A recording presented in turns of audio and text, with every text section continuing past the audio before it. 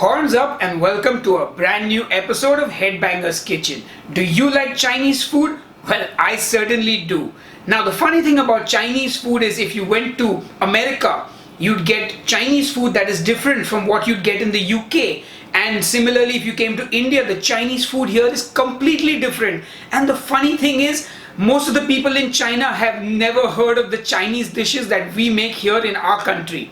So, I'm going to be making an Indian Chinese dish today. It's called Chilli Chicken Dry, and this is a delicious preparation of chicken cooked with soya sauce, vinegar, onions, peppers, and it's going to be delicious. In fact, I've actually done a vegetarian version of this called Paneer Chili Fry. You can click here on the I button and watch that recipe if you haven't already. Anyway, enough jibber jabber, let's get cooking. So the first thing we're going to do is chop up a green bell pepper, and you want to cut it into nice little cubes. This is an important ingredient in chili chicken that you get in India.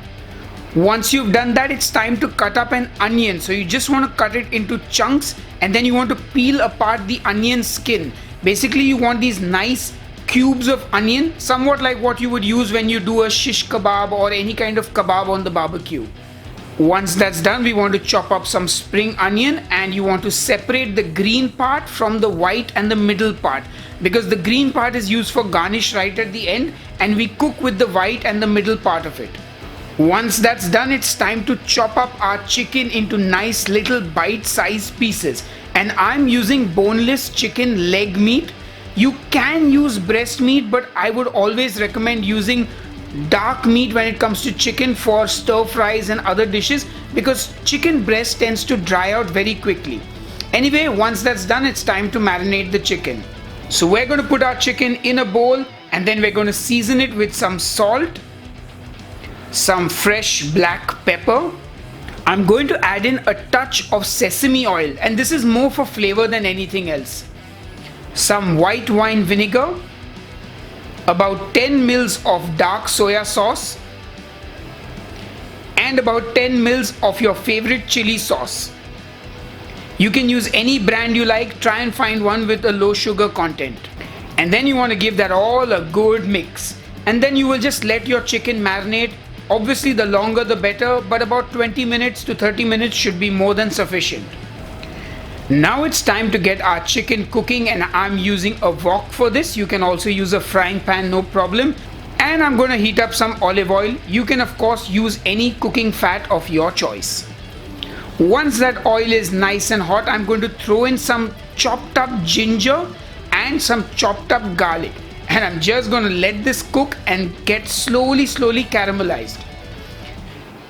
You want the garlic to start to almost brown.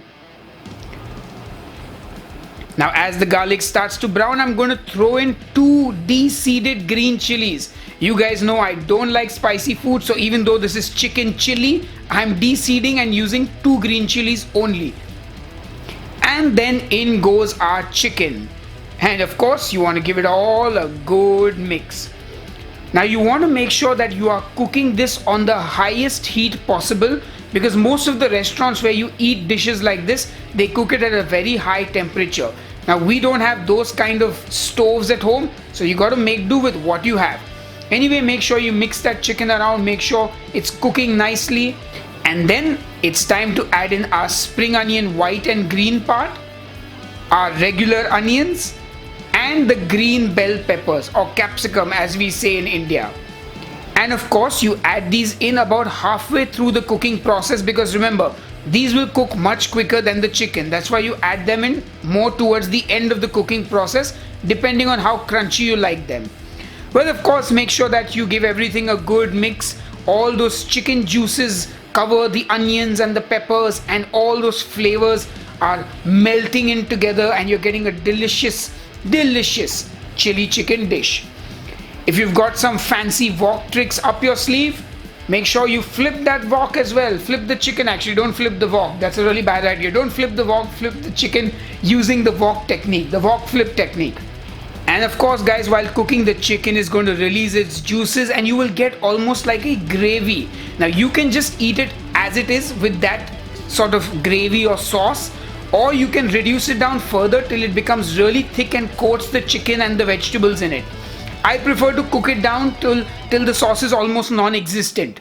So anyway, just keep cooking that thing.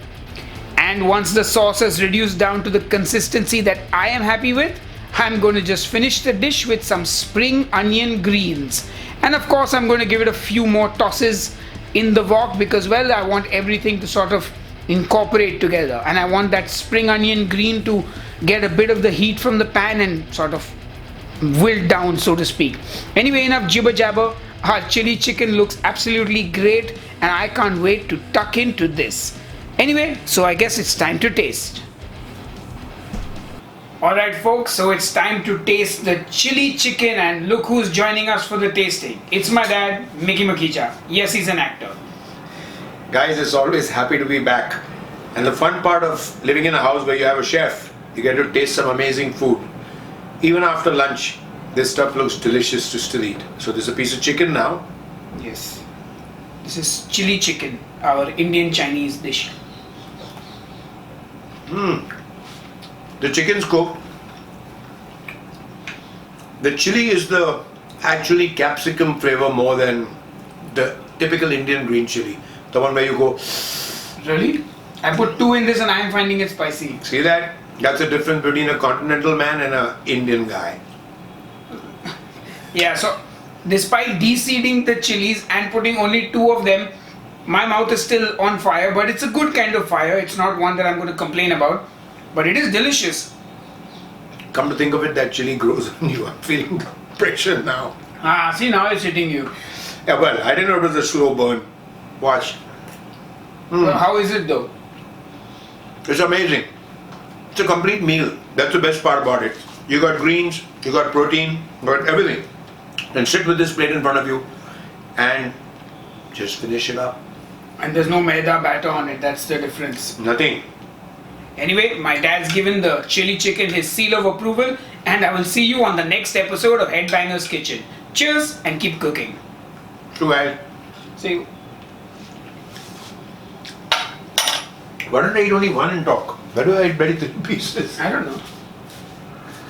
Yeah, you can't eat this chili. I told you, you feel the chili.